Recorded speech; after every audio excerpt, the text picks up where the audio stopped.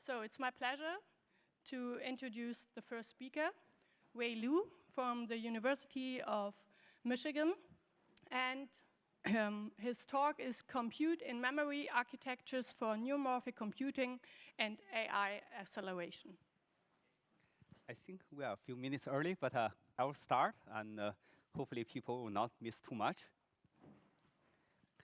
So with this audience, I will just cut directly to the chase. I don't have to have several introductory slides, right? So we all have the same goal. The goal is to build very efficient hardware that can run algorithms, right? And in my approach, we use these memory-stive devices, as was briefly introduced in the morning. So back in 2010, we showed that in these memory-stive devices, they typically have a physical parameter. For example, their conductance. And this physical parameter is in turn determined by an internal state variable. For example, the shape of the ion distribution inside the device. And this internal state variable can in turn be modulated by the history of the applied signal. So as a result, based on the input signal, the device can adapt and change its internal state variable, which in turn changes its physical parameter. And with this, we showed you can implement basic learning rules such as STDP. And by then building this crossbar structure, you can map a physical network on this hardware platform. So that's basically the idea that was discussed back in 2010. Obviously, there are many, many papers working on this field now. So I will show some more recent work from my group. But I want to highlight there are two stages in this process. The first stage, I want to say is that you can build a very efficient computing memory system where these devices implement some arithmetic functions. So they can be used to run, for example, conventional neural networks. But you can go one step further. For example, as we learned in this morning's talk, you can actually leverage the dynamics, for example, in the dendrites, and inside dendrites, you can leverage the dynamics of the synaptic proteins. So you can actually, in our cases, you can leverage the internal device physics dynamics to use the dynamics to do computing, where you don't have to rely on certain rules. Your devices will autonomously respond to the input signal. So as Giacomo said, your hardware becomes the algorithm. So that can make the system even more efficient. So that's the next stage, in my view, of implementing these devices in hardware. Okay, so we discussed the first approach first. So the idea is to obviously to map these neural networks. For example, all the networks are characterized by the weights or parameters. You can map the weights in terms of the memory star conductances, and in this crossbar array, and your input can be represented as voltage pulses. Then your output are current pulses. The currents are the voltage multiplied by the conductance. And in this case, you read out all the outputs together. It's converting the input vector multiplied by the weight matrix, right? So that's basically performing a vector matrix multiplication, which is one of the most important operations in neural networks. So this is all well established for many years. And so this is a basic approach people use to using these devices built in memory computing systems. What I want to point out is that you can propagate the signal in the forward direction, where you get your input, you get your output collected at the column direction. You can also propagate the signal backward through the same device, because memory stars are symmetric devices. So you can send the signal in the forward direction or the backward direction through the same device. So if you do that, your output collected from the original input becomes the activation vector multiplied by the transpose of the weights, right? So this actually also is very important, because that's very useful when you try to calculate the error. So people use this to do training, and in some cases, you can do some mathematic tricks to show that you can leverage this backward propagation to actually introduce computation between neurons. So normally you don't get computation between the neurons in the forward propagation, but by utilizing this backward computation and by updating this neuron potential, you can actually introduce the computation among neurons. All right. So this is an example we showed that we implemented both forward propagation and the lateral computation so that we can implement a locally competitive algorithm. And with that, essentially you are doing autoencoder. You have you attract the hidden features in the input and use hidden features to reconstruct the input. Okay, that's basically autoencoder. And so later on, we show that you can integrate these memory star networks with the underlying CMOS, for example, to build a two-layer network where the first layer is learning the principal components, the second layer performs classification. And you can do online learning with this system, and you can build all the other functions in the CMOS circuits, so your whole system acts as a complete chip that performs all the signals rather than just the vector matrix multiplication. It can also send data among the different layers and perform pre and post processing. Okay, so these are the prototypes we developed over the years, from simple memory elements to the standalone crossbar that performs only the computing memory operations to these integrated chips, right? So these look like chips, but they are still very small, right? If you look at how many synapses you have thousands of synapses, right? If you look at how many weights we have in a conventional neural network, the smallest neural network have millions of weights, right? Now the transformer networks have trillions of weights, right? So these are many, many orders magnitude smaller than what a practical neural networks demand. So, so to map a practical network, then you have to tie all these computing memory modules together. So basically, essentially, we can treat them as just a simple module, okay, simple blocks. That's part of the bigger system. So then the question is that, how do you tie the networks together? Because at each block, you have ADCs that actually perform quantization that lose some precision. And you also need to move data between the different blocks. So the simplest way to implement this is to use a network on chip. That's what we did in this paper. But if you use network on chip, it actually introduces additional bottleneck. Later on, I will show that your energy efficiency can be dominated by your network on chip, by your routers, for example. So it's not just the compute itself, it actually turned out to be routing the data among the blocks becomes the bottleneck. You don't have the external memory bottleneck, now you have on-chip memory bottleneck, okay? So that's one problem. The other problem is that how do you deal with the device variabilities? How do you deal with lost quantization, lost precision during quantization at the every block level, okay? So first we try to address the mapping problem. So this is one paper we showed that you ideally you want to have a single substrate. You don't want to design a chip just for one network. That's impractical, right? You want to have one chip that can map different networks, potentially all the networks. If the network is too big, maybe you can tie several chips together, but you don't want to design a chip for every network. So then the question is that you have to have you have some trade-offs you have to make. For example, the ADCs are very expensive. You can't have one ADC per column. So you have to do some ADC sharing. What's the optimal ADC sharing, right? If you share too many columns with one ADC, you start to lose throughput. So you can have one uniform design, or you can have a heterogeneous design. So in this design, we choose a heterogeneous design. We have two different designs. One design have fewer ADC, fewer columns shared by one ADC. Then the smaller core, we have more columns shared by one ADC. So with this design, my student showed you can actually map a broad range of algorithms with overall good performance across the different machine learning models. Okay, so this shows the area and the power breakdown, and you can see that when you advance the technology node, your ADCs becomes bottleneck, right? And also your routers can also become the bottleneck, and your registers. These are basically the data, the CMOS components that use to store intermediate data can also become the bottleneck, right? So it's not just the compute element, it actually becomes the other parts that start to dominate the area and power, okay? So to map practical models, we actually need to move beyond the modules and think about the system level solutions, okay? So, so again, we feel there are, beyond that, there are also two fundamental problems we also need to address.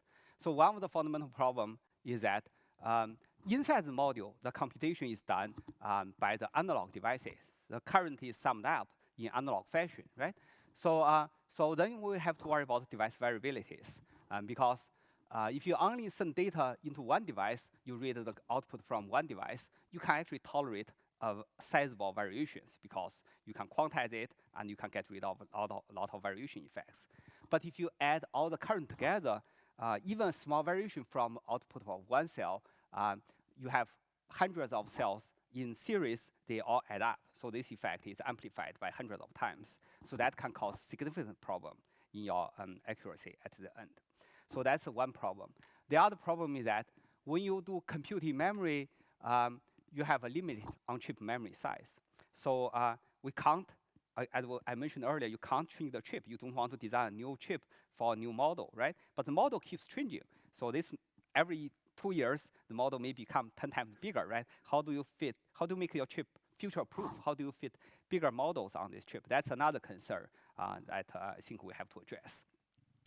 So first is how do we address device non-idealities? So there are different ways to do that. You can basically retrain your network on chip. Once you fabricate a chip, you can retrain, right? That's the best way to handle the device non-idealities. But the problem is that it's very slow. You have to retrain every silicon, which is very, very difficult for if you want to produce this in large scale. So the better approach we feel, or the scalable approach we feel, is that to do this in a device variation aware training, right? So in this variation aware training, you introduce the device variations during the software training stage, not after the model is trained. Then you try to retrain the model. So you actually incorporate this into the initial training stage. And what we found is that to do that, it's better to still separate the training in steps. So first, you do the original quantization-aware training. Then you gradually introduce the architectural details. For example, the first step, we introduce the quantization. The second step, we introduce some device details, including limited on-off ratio and the sand weights to represent positive and negative weights, right? The third stage is to actually introduce the finite tile sizes and the device variations. So with that, we can actually recover the loss variation pretty well. So here we show some examples. If you just have a simple network, like an MNIST, you actually don't have to go that far. You can just go to the device aware level. You don't have to worry about each blocks have finite size. Each blocks you lose some precision. So you can already recover the software accuracy. But as your model gets more complex, for example, if you are using a wide ResNet, then you actually have to use these more advanced retraining methods to recover the accuracy. So the benefit of that is that this is done only offline. You don't have to do it for every chip. You just need to do it for the model, and then you can map your models to different chips and it will handle the inherent device variations. Okay. So, so the another question is that how do you deal with the limited on-chip memory size, right? So, so for this problem, we look at two solutions. I will only introduce one. The other one I didn't have time. I will not have time to discuss. So in this solution, we look at structural pruning, right? So, so pruning is a well-established technique, right? So the most reliable way is to use unstructured pruning. So you find out the weights that are close to 0, you set a threshold, you let them to go to 0, then you just get rid of those weights. So then your weight pattern becomes very irregular, which is actually very unfriendly to computing memory. Because in computing memory, all the different kernels, these are different kernels, they share the same inputs. So these kernels will be mapped into one column in a crossbar. This one will be mapped into another column of the crossbar. So, but they share the same inputs. So if you do that, you can't have the kernels have different shapes because then they can't share with the same input vectors. So, so in the computing memory module, the smallest granularity you can get is this shape level. So they have the same shapes, then you can actually have them share the same inputs, okay? Not at even the vector level, but they can have the same shape, okay? So they all have the same shape, then they can share, be put into the same crossbar and share the same input. But the problem is that in the pruning community, the finer granularity you can get in this pruning, the better the accuracy you can get. If you have And structural pruning, for example, the most coarse one is to remove the whole block or remove a whole kernel. And that typically leads to bigger accuracy loss. The finer grain you move in this direction, the better accuracy you prove. So the shape level pruning actually normally leads to pretty significant accuracy drop. So what we found in this paper is that there's, again, some architectural properties in the CIM architecture we can actually leverage. Again, because you can tolerate some pipelining differences, some execution time differences in different layers. So you can actually split the kernels into different crossbars and get even finer granularity. The other level of granularity you can get is that because you are doing ADC sharing, the most you can apply your input to is to the ones that share the same ADC. So the columns share the same ADC. So that also makes the granularity a little finer. So with that, you can go to a finer granularity between the shape level and the vector level to hopefully recover the accuracy. Okay. So again, here we show that with this fine-grained pruning approach, you can recover the accuracy. For example, you can prune the weights up to 14x, okay, 14x. So basically, only a few percent of your original weights. This is for wide ResNet, and you only drop the accuracy by 1% in the final accuracy. So that hopefully can alleviate some of the limited memory capacity concern. So another approach which I didn't have time to discuss is that you can also do so-called tensor train decomposition. So you can decompose your weight matrix by smaller tensors, so low-rank tensors, okay? So that also reduce the memory size, but it's more involved. It actually, what we found is that it doesn't give you as impressive of a compression ratio, and it's more involved in doing it creates a lot more intermediate results. So it may not be as compatible with computing memory approaches. Okay. So the other direction I want to mention is the system level challenges, right? So normally when we look at the computing memory modules, we look at simple tasks like MNIST, right, or CFAR. These are pretty large models to a researcher working on devices or materials. But obviously, nobody uses those models, right? In the field, people they don't even use ResNet anymore. All the models are based on YOLO type of models. These are very complex models. If you look at the layers, right? This is a mobile net. It's very straightforward. You have layers just feed forward connected to each other, okay? So mobile net is already much more complex than, for example, the net used for MNIST. It has weird connections like depth-wise and convolutions, right? If you look at ResNet 50, that's the next generation, in our opinion. It introduces skip connections, right? So you have this layer directly connected to 2 layers down rather than your conventional feed-forward connections, right? If you look at YOLO type of models, this is a model people actually use in the products now. It's a lot more complex than ResNet, right? So the question that in computing memory, each module is a fraction of this one block, right? This is one layer. One of modules is less than one block. So how do you actually map this model on your computing memory chip? So the other challenge is the software, because I think Giacomo mentioned this. You don't want to do time multiplexing. You have to do space multiplexing. So we want to map the whole model on the same chip. Every layer is mapped in a different region of the chip. So in computer engineering terms, these are called data flow architectures. They are very different from the existing architectures where you load the instruction, you run it in the same module. So then the question is that in the data flow architecture, how do you move data from this layer to the next layer, which is easy? But how do you move the data in these branched connections? That actually becomes a very challenging task. Again, you can use network on chip, but that can cause additional bottlenecks. Okay.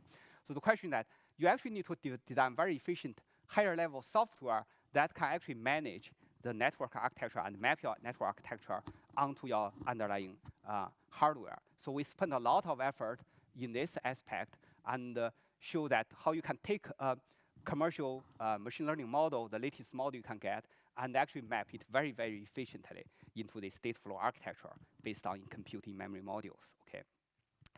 So I think this is also what Giacomo mentioned. These kind of things are kind of becomes difficult to do in the academic setting. So we actually have a startup. My former students created a startup. They are actually working on this in scale, right? So this is actually an example showing this is actually actual products fabricated at 12 nanometer. Each chip has about 15 million parameters. Okay, 50 million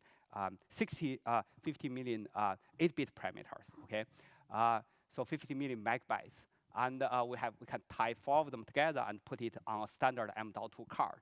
So each one can map 40 megabyte, 40 million parameter models. So this is an example showing each one of these can run a YOLO, for example, YOLO V5. I think in this example, use YOLO V5. It runs 25 modules, 16 modules. In this time, it runs 16 camera inputs in real time, 30 frames per second, with the actual total power from the complete module measured at around 5 watt. Okay, so this is actually without a lot of power optimizations, the numbers are a little better now. And with this, with the compiler effort, we can now map thousands of those models. Okay, they are all open source models. You can find from GitHub. You can actually map thousands of them onto these computing memory modules in a data flow architecture. So I feel this is very important because in the end, we don't want to show one module is very efficient. You actually want to show the end-to-end application can be run without losing accuracy and with very good throughput and energy efficiency, right? So these are with conventional neural networks. But as I mentioned, we can actually go one step further, okay? So this is a review paper I wrote with John Paul and Suhas Kumar a few years ago, 2 years ago, where we highlight that even with computing memory systems, we are very far away from biology in the sense that in biological systems, every layer does computing autonomously. So you have cells that spontaneously respond to the signals, then you have networks or organs respond to the signals reorganized spontaneously. So every layer does a computation. So in our computer systems, you can separate them into these layers, but all these layers are pretty much static. Even in our sim systems, they are static. They are programmed by the compiler. They are programmed by software. The system only achieves function through the software, through at the very high level. So they are very different, right? So to make this system closer to what the brain operates, we actually also want to make all the underlying physical layer dynamic. So we want to leverage the device dynamics, the network dynamics, and the ion dynamics inside the devices to do computing directly. So only if we can do that, we can actually make the computer closer to what the brain does. Okay. So it's not just through the algorithm, but as Giacomo said, the hardware should become the algorithm. Okay. So that's why we looked a little deeper. We show that in these memory-sensitive devices, they actually offer very interesting dynamics. They offer, because the ions need to go through oxidation, migration, reduction, nucleation cycles, and each process happens at different time scale. You have multiple time scales. You have multiple energy scales. So you can actually leverage that to implement very interesting dendritic dynamics and basically neuron dynamics, as the morning speaker discussed. You can actually emulate the protein dynamics. So you treat STTP as an artifact instead of the rule. Your cells leads to STTP, not you force STTP onto your cells. Okay. So this is one example we showed that we realized that normally when you look at memory star, you only talk about one state variable. This state variable is dependent on the voltage history, right? But in fact, there are multiple state variables inside the memory star. For example, you can treat temperature as another state variable. And temperature is very interesting. Not only that temperature depends on the applied voltage and the conductance, it also decays, because when you apply voltage, you heat up the temperature. When you remove the voltage, the temperature decays. So it has a short-term memory effect in the temperature. So these kind of equations you can actually find in some of the calcium models.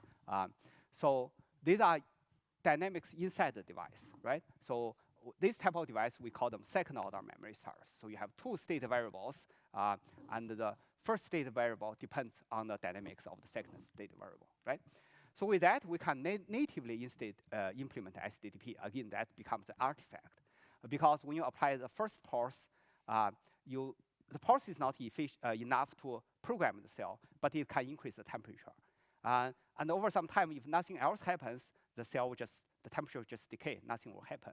But if the second pulse comes close to the second pulse, the cumulative effect of the temperature is increased enough that the ions will actually move during the second pulse. That's how you can create the conductance change and implement your learning rules. So you can actually implement both depression and potentiation just based on the sense of your applied voltage or the timing difference of the applied voltage without forcing anything onto your cells. Okay. So you can also fine-tune the SDTP time constant by controlling how fast temperature decays. Okay. So this is another more recent work where we showed you can trap the heat by using some less conducting layers inside your cells. So you can increase the SDTP constant and versus bigger cells which decays heat faster, which reduce the SDTP constant. So you can actually control the internal time constant by controlling the internal ion dynamics. Okay. So with this, you can perform computation. So here we just use this network based on the second-order memory stars where we didn't force anything. We just send the spikes to the memory star network. And the spikes are generated from a simulated biological network. So they are based on neuroscience models, and they generate spikes. And with that, the second-order memory stars can actually detect the correlation of the input spikes. And they form these connections that actually reflect the connections in the simulated biological network. Okay? So in other words, they can actually transfer the connection from the biological network into this artificial neural network. Okay? And because the learning is spontaneous, there's not forced rules, they are very insensitive to device and timing variations. So here we show that you can have very large device-to-device variations and cycle-to-cycle variations. They actually they do not affect the final detect connectivity, because again, this is what you expect. That's how the biological systems are so robust to this noise, because the learning is spontaneous. It's built into the learning process. Okay. So some devices they only have one state variable, but they have short-term memory effect. So again, this is a memory star, tungsten-based memory star. This is your typical memory star equation, but in this type of device, they have a decay term. They will spontaneously decay. So with that, if you don't program it, the conductance will just decay over time. Okay.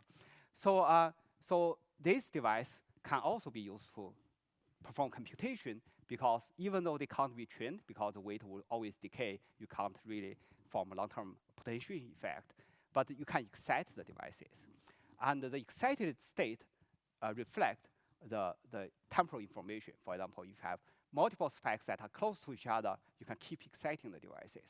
But if some spikes are further apart, then the conductance will decay. Okay? So the final state of the device not only depends on the number of spikes, but actually depends on the temporal feature of the spikes. So these are actually useful. For example, in this case, you have 16 different features. You can actually reflect into the different device final conductance. So they can actually natively decode the input input temporal feature. Right? So it turns out that this type of device, people already started in the computer science community. They build so-called reservoir systems, right? In a reservoir system, you need short-term memory. So the reservoir can be excited, but it can't be trained because it doesn't have long-term memory. But the excitation is very useful because the reservoir performs a nonlinear transformation. So with this short-term memory stars, we can actually implement the reservoir very efficiently. So in this case, we have only 88 devices. We can implement a network and perform classification tasks. Okay. And so in a subsequent study, we showed you can actually use these networks to perform actual temporal data. For example, to do speech recognition, to detect actual temporal features in a speech, or do predictions. Okay, so in prediction, what you do is that you don't do classification. You try to predict the next the data at the next time step. Then you feed the predicted data. You feed the predicted data back to your input. So the system just evolves on its own, trying to emulate the system you try to model. Okay, so that's actually a very hard problem. So a lot of computing resources are spent on doing this so-called time series predictions. Okay, so for example, weather forecasting is a time series prediction task. Okay, so in this example, we showed you can use these reservoir systems because they offer very rich temporal dynamics. This is basically you look at the spectrum; they offer very rich temporal dynamics. You can actually do long-term forecasting of a chaotic system. So chaotic systems are obviously non-periodic, but they are perfectly deterministic. They are just very, very complex. Okay, so if you capture enough features of the chaotic system, you can actually do pretty well prediction, right? So more recently, we showed that you can tune the short-term memory time constant as well in a system we call entropy stabilized oxides. So here we have multiple oxides, 5 or 6 different oxides. You combine them together, you get a cocktail effect, and you can actually tune the oxygen vacancy, the defect level, to tune the short-term dynamics. Okay, with that you can, depending on your application, you can choose the right devices to give you the best performance. So I'm not going into the detail here. I will also quickly skip this one. You can connect the memory stars, the dynamic memory stars to, again, to a biological system to detect the spiking patterns from tonic to bursting or irregular type of patterns. Okay. So I have 2 more slides left. So one is that, so what I'm more interested in is that we are taking a bottom-up approach. We want to implement actual functions, right, in our system. So one function we particularly liked is that these reservoir systems, they are very good at processing temporal data. Then the convolution networks are very good at processing spatial data, right? So the idea is you combine them together to extract the spatial temporal features. So there's a lot of research study on this. How do you build this using ICNCE and convolution networks? A famous model is based on this so-called time series.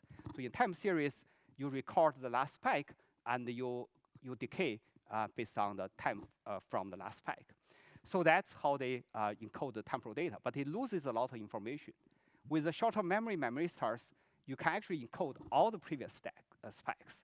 And it's very, very, very cheap to implement because you just have one device connected to one pixel. And this one device can encode all the previous history of the spikes. You don't have to store the spikes. You don't have to support the time steps information and do this conversion. So with that, you can also build a hierarchical structure with another layer that captures longer time scale data. So with that, you can show that this very small network with the smallest size, actually you can get the best performance in terms of pretty device gesture and cars and lips and across the data sets. Okay, we are very excited about this direction and currently trying to build hardwares to implement this network concept. Another direction I think is also related to the talk in the morning is you can build these dendritic structures. Again, you can use these devices to implement basal dendrites and proximal basal dendrites and apical dendrites to have both feed-forward lateral inhibition and feedback connections, and to make the network more robust. And we showed you can also get multimodal inputs, both the image inputs and the audio inputs that also help improve the network performance. Okay, we call this column learning networks, which is also again inspired by the column structures in the brain. Okay, so that's my summary. I will not read this. I just want to say 2 stages, right? In-memory computing is very exciting, but could be more exciting if we can leverage the device dynamics. Okay. Okay, this is acknowledgements. All the students who work on projects and funding support. And finally, if I have 1 more minute, I just learned, I would like to thank Professor Rainer Weiser for inviting me here. And I just learned right now is actually retiring. So that's a shock to me. And after 40 years and making advances in the scientific frontier, right? It will be a big loss to the community. I've known Rainer for more than 12 years. This is the first work we worked together is on this review paper invited by IMARS, where we asked some very fundamental questions of, can we leverage the internal ionic dynamics to build very efficient electronics? And some of the same ideas are still behind the projects I mentioned today, right? And we also worked together on an experimental study where we look at the dynamics of the filament growth in an actual memory star and actually solved several questions regarding how the dynamics are formed and the electrochemistry in solids. So these are really, really good experience with working with Rainer, and I'm always deeply inspired by his passion, right? His unparalleled scientific vigor and his warm personality. So I wish him best of luck after retirement, but obviously thank him for all his contributions, and he's really a pioneer, role model, and a great collaborator. Thank you.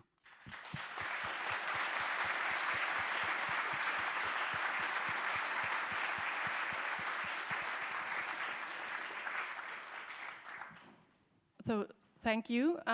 Due to time, we have time for 1 or 2 quick questions. So there are stand-up microphones at the right and at the left.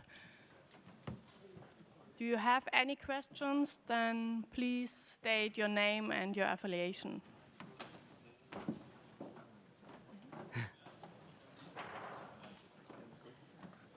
Hi. Paul Manja, my name. I'm from Forschungszentrum Jülich. I have a short question. So I really liked your first part about design considerations for neuromorphic chips. Considering these ADCs, do you think there would be any way around them? Maybe should the research focus maybe on more analog interconnects, maybe some spiking based? What do you think? Should we just stick to ADCs, or what would be your opinion on that?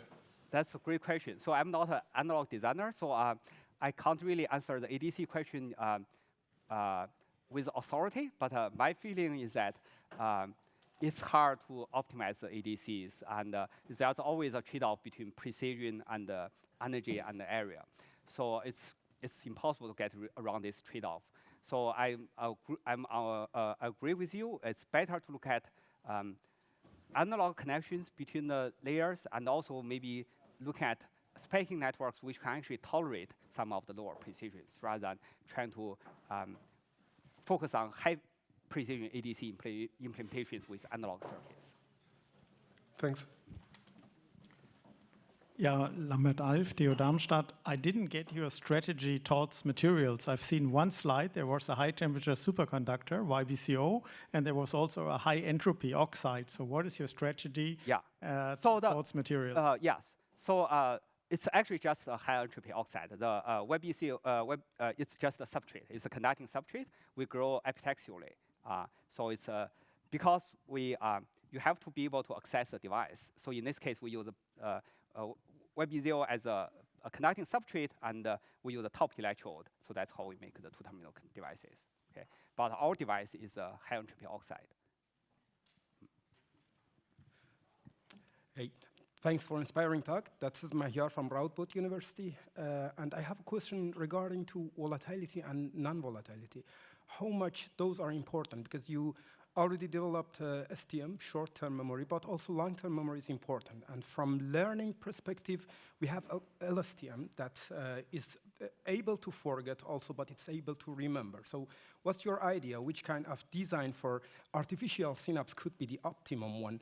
For example, you go for the synapse box, which is like a combination of non-volatile and volatile memory, or let's say we just stick to the let's say resistive RAM, which we just remember the last state.